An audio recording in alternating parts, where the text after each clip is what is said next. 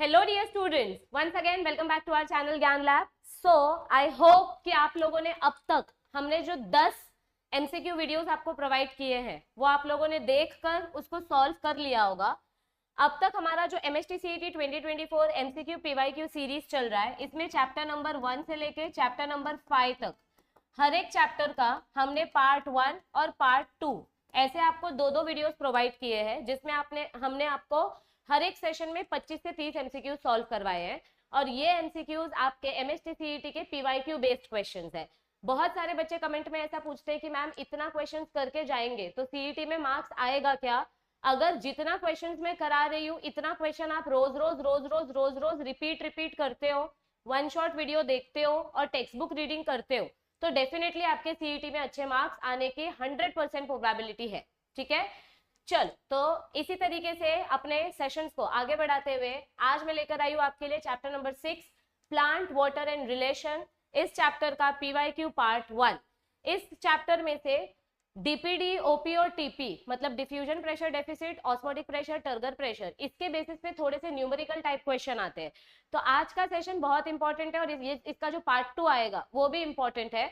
तो प्लीज कोशिश करना कि हर एक क्वेश्चन को आप पॉज करो, आंसर दो और फिर अपना मार्क्स कैलकुलेट करो। क्योंकि बहुत बार क्या होता है, आप लोग वीडियो वाला क्वेश्चन आंसर दे देते हो लेकिन मॉक टेस्ट में आपके मार्क्स नहीं आ रहे, तो फिर आपको ऐसा लगता है कि ये ज्यादा इजी क्वेश्चन है। ये इजी इसीलिए लगता है क्योंकि इसमें मैं सोल्यूशन बताती हूँ, उसमें सोल्यूशन नहीं बताती हूँ। वहां पे मॉक टेस्ट में जो आप हमारे ऐप पे मॉक टेस्ट परचेस करते हो, यहाँ पे मॉक टेस्ट में आपको खुद से सोल्यूशन ढूंढना पड़ता है, तो फिर ये डिफिकल्ट लगने लग जाता है। तो आज का जो सेशन है प्लीज ट्राई कि आप, मैं जैसे ही क्वेश्चन दिखाऊंगी पॉज करो, आंसर लिखो नोटबुक में, फिर सोल्यूशन देखो, फिर क्वेश्चन को पॉज करो, आंसर लिखो, फिर सोल्यूशन देखो और फिर आपके कितने मार्क्स आते हैं वो कैलकुलेट करो। तो आज के सेशन में भी हम 25 एमसीक्यू सॉल्व करेंगे। Let's start with our first question. Video को पॉज करो, क्वेश्चन को आंसर करो, आपके हिसाब से क्या आंसर आना चाहिए। दिस इज क्वेश्चन नंबर 1, इसका आंसर क्या होना चाहिए ऐसा लिखो अपने पेपर पे और फिर वीडियो सोल्यूशन को देखो आगे। सबने पॉज किया? चलो अब मैं सोल्यूशन बताती हूँ। देखो मैं बहुत ज्यादा रुक के नहीं सोल्यूशन बताऊंगी क्योंकि वीडियो बहुत लंबा हो जाता है। आप लोगों के पास ऑप्शन होता है कि जैसे ही क्वेश्चन दिखेगा आप फटाक से उसको पॉज करके देख सकते हो। तो इसका आंसर क्या आएगा? What is our x? This is our absorption zone. यहाँ पे रूट हेयर प्रेजेंट है तो ये अपना रूट हेयर जोन है।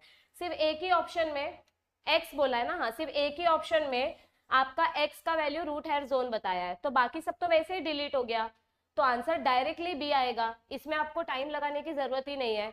ऐसे टाइप के क्वेश्चंस आएंगे ना तो आप टाइम बचा सकते हो और वो टाइम आप यूज कर सकते हो आगे डिफिकल्ट क्वेश्चन में। देखो सीईटी में बायो के लिए आपको सिर्फ 90 मिनट्स मिलेगा।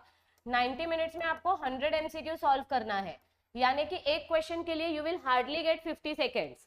तो आपको उसका टाइम बचा के इजी क्वेश्चन को जल्दी सॉल्व करना है और डिफिकल्ट क्वेश्चन के लिए टाइम बचाना है। चलो तो देखो इधर पे आपको ये रूट हेयर जोन है। नेक्स्ट पॉज करो, क्वेश्चन नंबर 2 इसका आंसर दो। चलो देखो, which property of cellulose and pectin compounds help root hair to absorb water. Cellulose और पेक्टिन किधर प्रेजेंट होता है? अपने रूट हेयर के सेल वॉल में प्रेजेंट होता है, राइट? तो ये दोनों फ्रीली परमिएबल है, यानी they absorb water, so they are hydrophilic. Philic मतलब क्या होता है? लविंग। फोबिक मतलब क्या होता है? हेटिंग। हाइग्रोस्कोपिक मतलब क्या होता है कि ये मॉलिक्यूल सॉइल के साथ बाइंड हो जाएगा। सेलुलोज और पेक्टिक ये वाटर लविंग है, they are not soil loving and they are porous. Porous मतलब इनके अंदर छेद होता है, इट इज करेक्ट, बट छेद होता तो अनवांटेड सॉइल पार्टिकल्स भी रूट हेयर के अंदर आ जाते हैं, तो इतना बड़ा छेद नहीं होता है। तो इसका करेक्ट आंसर क्या आएगा? They are hydrophilic. Option number A is the right answer. चलो next question, question number 3, pause करो और आंसर दो, इसका क्या आएगा। Let's see, the cell is fully turgid when. देखो टर्जिड मतलब क्या होता है? आपका जो सेल है अंदर से पूरा भरा हुआ है, तो इसका टर्गर प्रेशर की वजह से इसका सेल वॉल स्ट्रेच हो जाता है। अगर टर्जिड है मतलब पेट भरा हुआ है, पेट भरा हुआ है तो इसको और पानी की जरूरत नहीं है, तो ये पानी नहीं मांगेगा। दे दो पानी दे दो विल बी जीरो। डीपीडी मतलब क्या होता है? दे दो पानी दे दो। जब आपका सेल भूखा रहता है, जब आपका टर्गर प्रेशर 0 रहता है तो डीपीडी हाई रहता है, यानी it is equal to OP. But जब आपका सेल का पेट भर जाता है, when turgor pressure is high, it is equal to OP and DPD becomes 0। जब टर्गर प्रेशर जीरो रहेगा तो डीपीडी इक्वल टू ओपी, जब डीपीडी जीरो रहेगा तो turgor pressure equal to OP. ये जो ओपी है ये बहुत चैप्टर है, जो भी हाई रहेगा ये उसके पास भाग जाता है, ठीक है। So if cell is fully turgid, अगर आपका सेल पूरी तरीके से टर्जिड है तो your DPD will be zero. Yes, ये देखो, अगर अपना सेल पूरी तरीके से टर्जिड है तो अवर डीपीडी इज जीरो। ये फॉर्मूला बहुत बहुत बहुत इंपॉर्टेंट है, मैंने ये कॉन्सेप्ट वन शॉट वाले वीडियो में बताया है, अगर आपको डाउट है तो प्लीज इसका डिटेल वीडियो भी देखो। Next, plant cell kept in saline drop will remain what? Saline मतलब क्या होता है? Salt solution. आप लोगों ने एक बेसिक एक्सपेरिमेंट तो सबने किया रहेगा, बारिश के टाइम पे अर्थवर्म आता है, अर्थवर्म के ऊपर आप ब्लीचिंग पाउडर डालते हो या फिर सॉल्ट पाउडर डालते हो तो अर्थवर्म पूरा ड्राई हो जाता है। तो इसका मतलब क्या है, आप जब उस अर्थवर्म पे सॉल्ट डालते हो तो वो उसका मॉइस्चर एब्जॉर्ब कर लेता है, यानी डिहाइड्रेट कर लेता है। तो saline is salt solution, it is expert in dehydration. अगर ये आपके सेल का पानी एब्जॉर्ब कर लेगा तो अंदर से सेल ड्राई हो जाएगा। अगर मैं ग्रेप्स में से पानी एब्जॉर्ब कर लूं तो ग्रेप्स छोटा हो जाएगा, it will decrease in size. Yes, grapes की साइज कम हो जाएगी। देखो, जब मैं इस ग्रेप्स को सॉल्ट सोल्यूशन में डालूंगी तो ये ग्रेप्स पतले हो जाएंगे, इसको बोलते हैं एक्सोस्मोसिस, ठीक है। In a fully turgid cell the values of DPD, OP and TP will show. अगर आपका सेल टर्जिड है तो DPD is zero. If DPD is zero, turgor pressure is high, तो turgor pressure is equal to osmotic pressure. तो देखो इधर पे ऐसा कौन सा वैल्यू है जिसमें टर्गर प्रेशर और ऑस्मोटिक प्रेशर इक्वल है एंड डीपीडी जीरो है? चेक करो, डीपीडी जीरो सिर्फ इधर पे है एंड इसका टर्गर प्रेशर और ऑस्मोटिक प्रेशर सेम है। बाकी कहीं पे भी आपको टर्गर प्रेशर और ऑस्मोटिक प्रेशर सेम नहीं दिखाई देगा। So when cell is turgid, turgor pressure is equals to osmotic pressure. ये देखो, turgor pressure is equals to osmotic pressure and DPD zero. मैं आपको बार बार बोल रही हूँ, this formula is very very important, इसको ऑप्शन में मत छोड़ो, ठीक है। Water potential of an actively absorbing cell is dash. Actively absorbing cell मतलब क्या होता है? देखो, वाटर पोटेंशियल मतलब क्या होता है, आपका जो प्योर वाटर रहता है, ये प्योर वाटर के अंदर जीरो सोल्यूट्स रहते हैं तो इसकी वैल्यू जीरो रहती है। लेकिन जैसे जैसे ये प्योर वाटर सोल्यूट के साथ ऐड होते जाएगा, समझो मैंने प्योर वाटर में एक सोल्यूट मॉलिक्यूल ऐड किया तो इसकी वैल्यू हो जाएगी -0.1, जीरो से कम होते जाएगी, बढ़ेगी नहीं, कम होगी, वाटर की पोटेंशियल वैल्यू कम होते जाएगी। अगर मैंने इसमें दो सोल्यूट मॉलिक्यूल ऐड किया तो इसकी वैल्यू हो जाएगी -0.2। तो आपका जो सेल है, ये सेल सोल्यूशन एब्जॉर्ब कर रहा है। The water potential of an actively absorbing cell मतलब ये जो सेल है ये कंटिन्यूअसली सोल्यूट मॉलिक्यूल्स एब्जॉर्ब करते जा रहा है, करते जा रहा है, करते जा रहा है। जितना ज्यादा सोल्यूट ये एब्जॉर्ब करेगा उतना ज्यादा वाटर की वैल्यू नेगेटिव होते जाएगी, तो it will always be negative, क्योंकि सिर्फ और सिर्फ प्योर वाटर की वैल्यू जीरो होती है। अगर इसमें तुमने जरा सा भी सोल्यूट ऐड किया तो इसकी वैल्यू नेगेटिव हो जाती है। ये कॉन्सेप्ट भी मैंने बहुत डिटेल में पढ़ाया है, ठीक है। वाटर पोटेंशियल की value is zero, normal water potential की वैल्यू जीरो होती है, पर वो जितना सोल्यूट एब्जॉर्ब करेगा उसकी वैल्यू देखो उतनी ज्यादा नेगेटिव होते जाती है, जैसे जैसे ये प्योर वाटर सोल्यूट के साथ मिक्स होते जाता है। नेक्स्ट, पॉज करो। अच्छा, कितने क्वेश्चंस हो गए? एक मिनट में नंबर डालना भूल गई। हाँ, this is question number 3, 4, 5, 6, 7। Question number 7, चलो इसका आंसर करो। क्या आएगा इसका आंसर, बताओ जल्दी।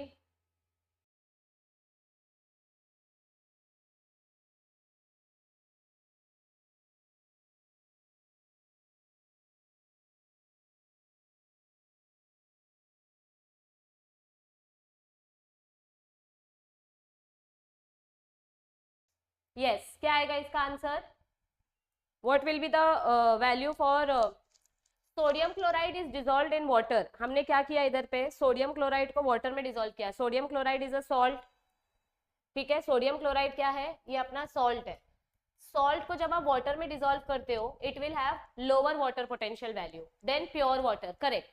प्योर वाटर का पोटेंशियल वैल्यू इज जीरो, तो 0 से कम हो जाएगा सोडियम क्लोराइड का, क्योंकि सोडियम क्लोराइड को हमने वाटर में ऐड कर दिया। Sodium chloride is a solute, solute plus water, इसका वाटर पोटेंशियल क्या हो जाएगा, नेगेटिव हो जाएगा। So the first statement is correct.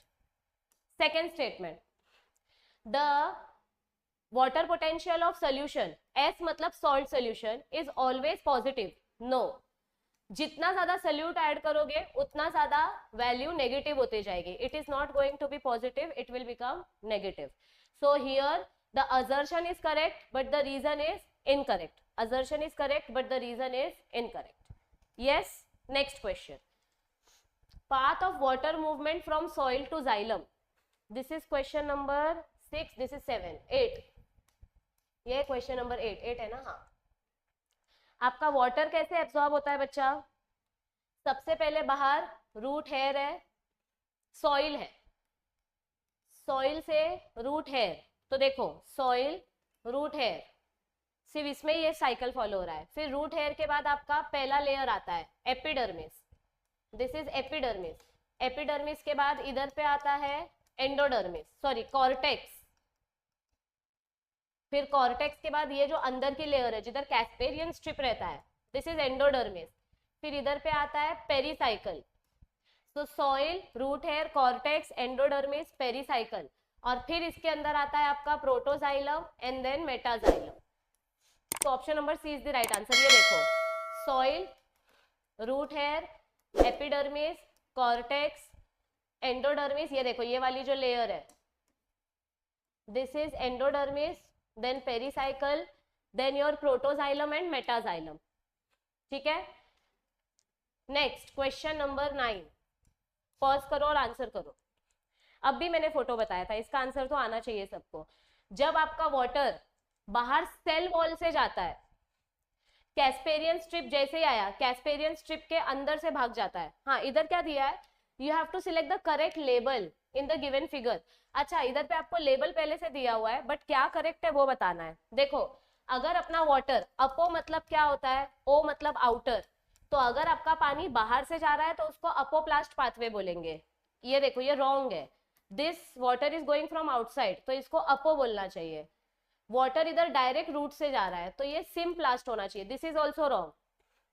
This is not Casparian strip, अभी मैंने ड्रॉ करके बताया था, ये आपका कॉर्टेक्स रीजन है, this is also wrong. Only this label is right, so only endodermis वाला लेबल इज करेक्ट। यस, देखो इधर पे एंडोडर्मिस वाला लेबल सिर्फ करेक्ट है, बाकी सब उधर पे रॉन्ग दिया है इस डायग्राम में, है ना। Next question, question number 10। चलो पॉज करो और आंसर करो। Yes, okay. What is X and what is Y? अगर आपका पानी बाहर से जा रहा है तो this is apoplast pathway, this is cell wall या सेल मेम्ब्रेन, जो भी है, सेल वॉल लिख लो। और ये आपके दो सेल के बीच का जो ब्रिज है इसको हम क्या बोलते हैं, साइटोप्लाज्मिक ब्रिज या फिर प्लाज्मोडेस्माटा। क्या बोलते हैं इसको हम, plasmodesmata. So it is cell surface membrane and plasmodesmata. Yes, Y is plasmodesmata, ये किसी में भी नहीं दिया है, तो आपको ऐसे ही पता चल जाना चाहिए। वैक्यूल के आउटर लेयर को टोनोप्लास्ट बोलते हैं। चलो नेक्स्ट क्वेश्चन नंबर 11, स्क्रीनशॉट लो और आंसर करो। चलो आंसर करो इसका, I will just move aside. Passive absorption मतलब क्या होता है, जब एटीपी का यूज नहीं होता है। When passive absorption occurs during day time, transpiration is in progress. Correct, transpiration के वजह से आपके लीफ में से पानी इवेपोरेट हो रहा है, तो रूट के ऊपर प्रेशर पड़ रहा है, जिसके वजह से आपका जो रूट हेयर है इधर से पानी आ रहा है, तो ये सब बिना एटीपी के हो रहा है। First statement is correct. आपको क्या फाइंड आउट करना है, करेक्ट स्टेटमेंट फाइंड आउट करना है, ठीक है। Active absorption occurs both during day time and night time. No, active absorption सिर्फ नाइट टाइम पे होता है, डे टाइम पे एक्टिव एब्जॉर्प्शन नहीं होता है। ओके, एंड रात को तो ट्रांसपिरेशन प्रोसेस होता ही नहीं है, तो हाई कैसे हो जाएगा। So this statement is false. Only statement number 1 is your correct statement. Sorry, ये नहीं, ये आएगा। Okay, next question, this was question number 11, this is question number 12। चलो इसका आंसर दो। दिख गया क्या? चलो ठीक है, कोई बात नहीं, देख लेते हैं, मेरे हाथ से बटन दब गया actually. You have to find out the incorrect statement. देखते हैं। According to capillarity theory physical forces and dead cells are responsible. This is true. Capillarity theory क्या होता है?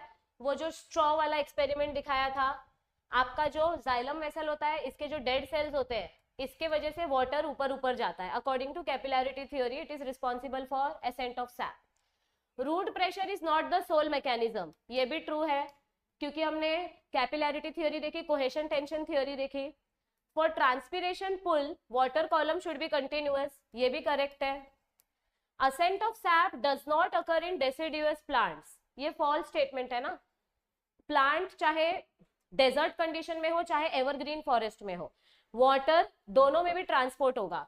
डेसिडुअस प्लांट्स मतलब क्या होते हैं? डेजर्ट प्लांट्स, और डेजर्ट प्लांट में भी एसेंट ऑफ सैप होता है, मतलब water is transported in desert plant also. So this is the wrong statement. ये देखो दिया है आपको इधर, ascent of sap also occurs in deciduous plant, तो ये सीधा सीधा रॉन्ग स्टेटमेंट है। चलो दिस इज क्वेश्चन नंबर 13। चला चला स्क्रीनशॉट यानी आंसर दिया, बताओ। बहुत सारे बच्चे कमेंट करते हैं मैम हमारा मार्क्स मॉक टेस्ट में कम आता है, आपके वीडियो वाले एमसीक्यूज में ज्यादा आता है। चलो अभी बताओ क्या आएगा। Transpiration and root pressure cause water to rise in plants by. Push और पुल क्या होता है? ये तो एकदम कॉमन सेंस है, टेक्स्ट बुक में टॉपिक का नाम है ट्रांसपिरेशन पुल। पुल करना मतलब खींचना, तो ट्रांसपिरेशन पानी को पुल करता है और नीचे से रूट पानी को धक्का देता है। धक्का देना मतलब पुश करना। लोकल ट्रेन में चलते चलते बोलते हैं ना ऐसे, hey why are you pushing me, तो पुश करना यानी धक्का देना। सो नीचे से रूट पानी को धक्का देता है और ऊपर से लीफ पानी को खींचता है। पुलिंग एंड पुशिंग, पहले ट्रांसपिरेशन है तो पुल और फिर रूट प्रेशर है तो push. So pulling and pushing respectively. Yes, next question ये देखो, पानी खींचेगा तो नीचे से रूट पानी को धक्का देगा, pull and push. Question number 14, the flow of organic solute in plants. Organic solute मतलब क्या होता है? फोटोसिंथेसिस करके जो फूड बनाते हैं। फोटोसिंथेसिस किया, लीफ में जो शुगर बनता है वो शुगर कौन से डायरेक्शन में जाता है? The flow of organic solute in plant is in which direction? In upward, in downward, lateral, all of the above. कौन से डायरेक्शन में होता है? The flow of organic solute is in all the direction, in upward direction, in downward direction, her direction में। Yes, खाना ऊपर भी जाता है। ये देखो आपका जो भी खाना है, लीफ में जो खाना बनेगा वो इधर भी जाएगा, मंच हाइपोथेसिस में पढ़ा था, इधर भी जाएगा और साइड में भी जाएगा। Longitudinal and horizontal translocation of food. मंच हाइपोथेसिस के अकॉर्डिंग लोडिंग ऑफ वेन मतलब क्या होता है? This is question number 15। अभी नाम लिया और आ गया, चलो बताओ।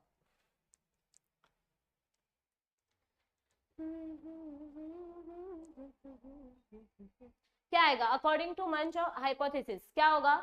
लोडिंग ऑफ वेन मतलब क्या होता है? आपका जो लीफ है, leaf is known as the source. Leaf photosynthesis करके क्या बनाता है? फूड बनाता है। जब इधर फूड बन जाता है तो इसको प्यास लगती है, मतलब इसका डीपीडी बढ़ता है। इसका डीपीडी बढ़ेगा तो ये जाइलम से पानी लेता है। एंडोस्मोसिस होता है इधर पे, एंडोस्मोसिस होगा तो लीफ का डीपीडी बढ़ा था तो इसने पानी पिया, अब इसके पास पानी भी है और खाना भी है तो इसका टर्गर प्रेशर बढ़ जाएगा।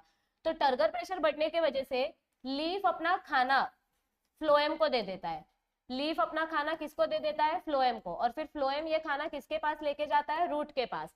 तो लीफ का खाना फ्लोएम में आया, इसको बोलते हैं लोडिंग ऑफ वेन। सो जब आपका sugar from photosynthetic cell is forced into the sieve tube of the vein, sieve tube मतलब फ्लोएम सेल, फ्लोएम के सेल को सीव ट्यूब बोलते हैं। तो जब आपका शुगर आपके लीफ से फ्लोएम में आता है उसको बोलते हैं loading of the vein. Option number B. देखो, when your food sugar from photosynthetic cell is forced into the sieve tube, it is called loading of the vein. Photosynthesis किया, खाना बनाया, पानी पिया, पानी पी के हैवी हो गया तो खाना फ्लोएम को दे दिया। अब फ्लोएम वो खाना किसको दे देगा? रूट को। तो रूट क्या करता है, रूट शुगर लेता है, बदले में अपना वाटर रिलीज कर देता है, एक्सोस्मोसिस कर देता है। एक्सोस्मोसिस करके रूट अपना वाटर किसको दे देता है, जाइलम को दे देता है कि तू पानी ले ले, मुझे फटाफट से खाना दे दे। ठीक है, the correct sequence representing the loading of when is, this is question number 16। चलो आंसर करो, this is very very important. अगर ये तुमको आ गया तो मतलब तुमको ट्रांसलोकेशन ऑफ फूड का टॉपिक अच्छे से समझ गया है। चलो बताओ क्या आएगा इसका। ये सबसे पहले क्या होगा, osmotic concentration of photosynthetic cell increases. मतलब जब आपका सेल फोटोसिंथेसिस करके शुगर बनाता है तो उसको प्यास लगती है, क्योंकि sugar is a solute. Sugar बनेगा तो उसको प्यास लगेगी, प्यास लगेगी मतलब उसका ऑस्मोटिक प्रेशर बढ़ेगा। This is point number 1। तो ये पानी पिएगा, किधर से पानी मिलेगा इसको, जाइलम से। सो दिस इज पॉइंट नंबर 2। पानी पीने के बाद इसका टर्जिडिटी बढ़ जाएगा, पानी पी लिया ना इसने तो अब ये टर्जिड हो गया। This is point number 3। और टर्जिडिटी बढ़ने की वजह से ये अपना शुगर सीव ट्यूब को दे देता है। सो this is point number 4। So answer क्या आएगा, सीक्वेंस कैसा आएगा, 2 3 1 4, 2 3 1 4। सो इसका करेक्ट आंसर क्या आएगा, option number B. Next, guttation process मतलब क्या होता है, दिस इज क्वेश्चन नंबर 17। चलो बताओ, what do we mean by the term guttation, transpiration, guttation क्या होता है।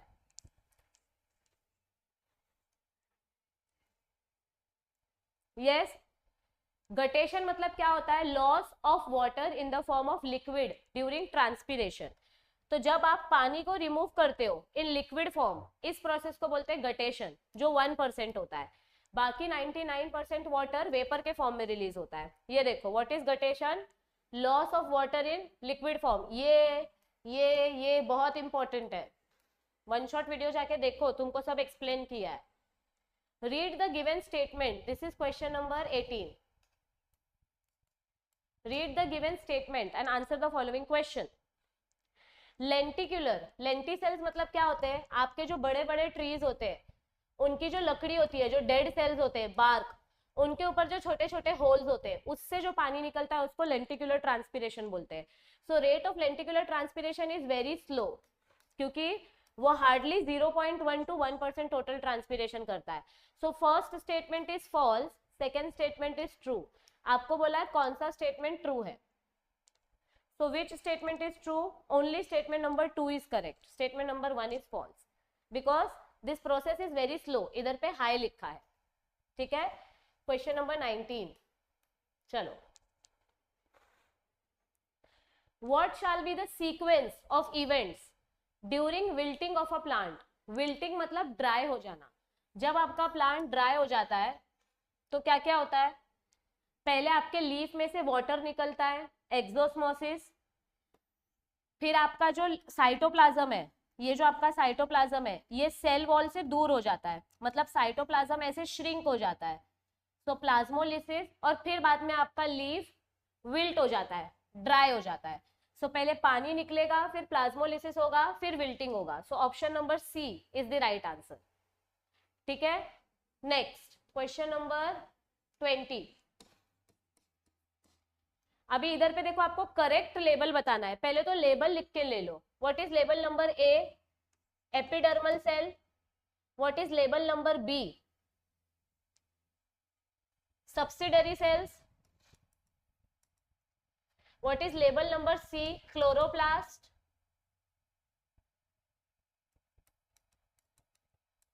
And what is label number D, guard cells, ठीक है। So A is epidermal cell, A क्या आएगा, epidermal cell. Epidermal cell is 2, ये देखो, ठीक है। बी क्या आएगा, सब्सिडरी सेल, तो बी की वैल्यू क्या आनी चाहिए, 4। सी क्या आएगा, क्लोरोप्लास्ट, तो क्लोरोप्लास्ट की क्या वैल्यू होनी चाहिए, इधर देखो 1। ये छोटे छोटे जो ब्लैक स्पॉट्स है इसको क्लोरोप्लास्ट बोलते हैं, तो सी का वैल्यू 1। और लास्ट में D is your guard cell, guard cell को क्या नंबर दिया है, 3। So option number A is the right answer, yes. Next, ये देखो इधर पे सब लेबल्स आपको दिए हुए हैं, ठीक है। Question number 21। स्टोमाटा कब ओपन होता है? According to proton transport theory, ये लेविट थ्योरी के अकॉर्डिंग है। According to Levitt proton transport stomata कभी ओपन होता है अकॉर्डिंग टू लेविट? जब आपके सब्सिडरी सेल से पोटेशियम आयंस अंदर आते हैं तो ऑस्मोटिक प्रेशर बढ़ता है, सेल को प्यास लगती है, तो स्टोमाटा ओपन होता है। So when potassium ions come in, influx म्हणजे entry of potassium ions. Yes, ये देखो, जब आपके पोटेशियम आयंस की एंट्री होती है तब आपका स्टोमाटा, मतलब आपके सेल को प्यास लगती है, जिसकी वजह से आपका स्टोमाटा टर्जिड हो जाता है और ओपन हो जाता है। क्वेश्चन नंबर 22 बरोबर ना? हाँ। Conversion of starch to organic acid is essential for, देखो दिन के टाइम पे क्या होता है, during day time your starch is converted to glucose, जिसके वजह से सेल को प्यास लगेगी, उसका डीपीडी बढ़ेगा और सेल पानी पिएगा। पानी पिएगा तो एंडोस्मोसिस होगा, एंडोस्मोसिस होगा तो उसके वजह से सेल टर्जिड हो जाएगा।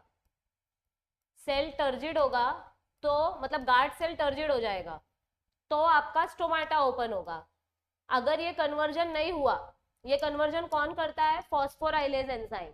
दूसरा मार्कर लेती हूँ, कौन करता है ये कन्वर्जन? Phosphorylase enzyme. अगर ये कन्वर्जन नहीं हुआ तो स्टोमाटा ओपन नहीं होगा, क्योंकि गार्ड सेल्स टर्जिट नहीं होंगे। So for stomatal opening the conversion is important. Next question, ये देखो, आपका ये कन्वर्जन होगा तो ये आपका स्टोमाटा ओपन होगा, क्योंकि पानी अंदर एंटर करेगा। Next question, question number 23, in guard cells when sugar is converted into starch, जब शुगर स्टार्च में कन्वर्ट हो जाता है, sugar is converted into starch, मतलब अब ये रात का टाइम है, अब हमने शुगर को स्टार्च में कन्वर्ट कर दिया, तो आपका गार्ड सेल क्या करेगा? वो स्टार्च बचा के रखेगा, तो उसके पास पानी रखने की जगह नहीं है, तो पानी को बाहर रिलीज कर देता है। वाटर इज रिलीज्ड आउट, मतलब एक्सोस्मोसिस हो जाता है। एक्सोस्मोसिस हो जाएगा, एक्सोस्मोसिस, एक्सोस्मोसिस हो जाएगा तो आपके गार्ड सेल्स फ्लैसिड हो जाएंगे। गार्ड सेल्स फ्लैसिड हो जाएंगे तो स्टोमाटा क्लोज हो जाएगा। ये पूरा मैंने पाथवे आपको एक्सप्लेन किया है, ठीक है। Next, this is question number 24। चला आवरा पटापटा। According to proton transport theory, which of the following statement occurs only during night time? अभी ये थियोरी पढ़ा है तो तुमको आएगा। रात के टाइम पे अपने को स्टोमाटा क्लोज करना है, स्टोमाटा क्लोज करना है तो एब्सिसिक एसिड आता है, ये करेक्ट स्टेटमेंट है। Malic acid dissociates to form malate, ये दिन के टाइम पे होता है, ये नहीं आएगा। Starch is converted into malic acid, ये भी दिन के टाइम पे होता है। गार्ड सेल्स बिकम फ्लैसिड, ये नाइट टाइम पे होता है। हमको क्या पूछा है, नाइट में क्या क्या होता है? नाइट में स्टोमाटा क्लोज करना है तो एब्सिसिक एसिड आता है और गार्ड सेल फ्लैसिड हो जाता है। So option number 1 and 4 is the right answer. ये देखो, दिन के टाइम पे ये होता है, starch is converted to malic acid dissociates, ये सब दिन के टाइम पे होता है, दोनों पॉइंट। पर रात को क्या होता है, अपटेक बंद हो जाता है और गार्ड सेल्स फ्लैसिड हो जाते हैं। सो आपको रात में क्या होता है वो पूछा है, थियोरी पढ़ोगे तो आएगा, नहीं तो। Next, question number 25, which of the following is not a purpose of transpiration? Transpiration मतलब क्या होता है, लीव्स में से वाटर इवेपोरेट करना। सो फैसिलिटेटिंग गैसियस एक्सचेंज, ये ट्रांसपीरेशन का मेन पर्पस नहीं है। हाँ, विच इज नॉट बोला है, सो this is the main purpose of transpiration, ये करेक्ट है। Helping in translocation of sugar, ये मेन पर्पस नहीं है भाई। ट्रांसपीरेशन नहीं होगा तो पानी अंदर नहीं पानी बाहर नहीं जाएगा, सो ट्रांसपीरेशन होना चाहिए, दिस इज इंपॉर्टेंट। फूड को ट्रांसपोर्ट करना, ये ट्रांसपीरेशन प्रोसेस का काम नहीं है, ये फ्लोएम का काम है, ये ट्रांसपीरेशन के ऊपर डिपेंड नहीं करता है। तो this is not a main function of transpiration. Leaf के सरफेस को कूल रखना, this is the function of transpiration. Transporting minerals from soil to other parts of the plant, this is also function of transpiration. This is not function of transpiration, so option number B is the right answer, ठीक है। So here we are done. जल्दी जल्दी comment करके बताओ 25 में से आपको कितने मार्क्स आए। अगर आपके मार्क्स इंप्रूव नहीं हो रहे हैं तो आपको ज्यादा से ज्यादा टेक्स्ट बुक रीडिंग पे फोकस करना है और ज्यादा से ज्यादा आपको मॉक टेस्ट सॉल्व करना है। एक एक मॉक टेस्ट को आप 5-5, 10-10 बार अटेम्प्ट करो। सेम क्वेश्चन बार बार अटेम्प्ट करोगे तो एटलीस्ट आपको समझ में आएगा कि कैसे टाइप के क्वेश्चंस आते हैं। एंड ट्रस्ट मी, जितने भी बच्चों के मैं इंटरव्यू ले रही हूँ सब लोग एक ही चीज बोल रहे हैं की क्वेश्चन्स रिपीट होतात, तर प्लीज पीवायक्यू प्रॅक्टिस करा। आणि हेच पीवायक्यू आम्ही तुम्हाला मॉक टेस्ट मध्ये प्रोव्हाइड करतोय। 10 फुल लेंथ मॉक टेस्ट दिले जाता है, ठीक है। इसमें आपको 10 फुल लेंथ मॉक टेस्ट मिल रहा है, मतलब 1000 एमसीक्यूज, प्लस आपको चैप्टर वाइज मॉक टेस्ट भी मिल रहा है। हर चैप्टर का 20-20 chapter wise MCQs, every chapter 20 MCQs, every chapter 20 MCQs. ऐसा आपको 19 चैप्टर का मिलेगा, 15 चैप्टर 12th का, 4 चैप्टर 11th का, जे सीईटी मध्ये येणार है। सो आई होप आपके लिए वीडियो हेल्पफुल रहेगी। अगर ये वीडियो अच्छी लगे तो इसको अपने ज्यादा से ज्यादा फ्रेंड के साथ शेयर करो। पीसीएम, पीसीबी, एमएच नर्सिंग सबका डेट्स फायनली आ चुका है, फायनल टाइम टेबल रिलीज हो गया है। आता डेट्स पुढे मागे होणार नाही, तर आपल्याकडे टाइम खूप कमी आहे। प्लीज अभ्यासावर लक्ष द्या। अप्रैल में हमारे जो सब्सक्राइबर स्टूडेंट्स हैं जिन्होंने सब्सक्राइब किया है उनके लिए सरप्राइज आने वाला है। So make sure you subscribe to our channel, you share this video, और अगर अच्छी लगे तो एक लाइक बटन पे भी क्लिक कर देना। जल्दी जल्दी अपने मार्क्स नीचे कमेंट करके बताओ। एंड आप लोगों के लिए हम जो कम्युनिटी पोल पे पोस्ट डालते हैं, आई होप आप लोगों कम्युनिटी पोल भी चेक करते हो। Community polls are also important. NEET वाले स्टूडेंट्स के लिए हम एनसीईआरटी पे कम्युनिटी पोल डाल रहे हैं, सीईटी वाले स्टूडेंट्स के लिए हम इसी चैनल पे कम्युनिटी पोल डालते हैं। तो कम्युनिटी पोल में भी फ्री एमसीक्यू, वीडियो में भी फ्री एमसीक्यू, इतना सारा फ्री एमसीक्यू मिल रहा है कि सब बच्चे सीईटी में अच्छा मार्क्स ला सकते हैं। So all the best for your preparation, I will see you very soon. और बच्चों याद रखो, अभी नहीं तो कभी नहीं। Bye bye.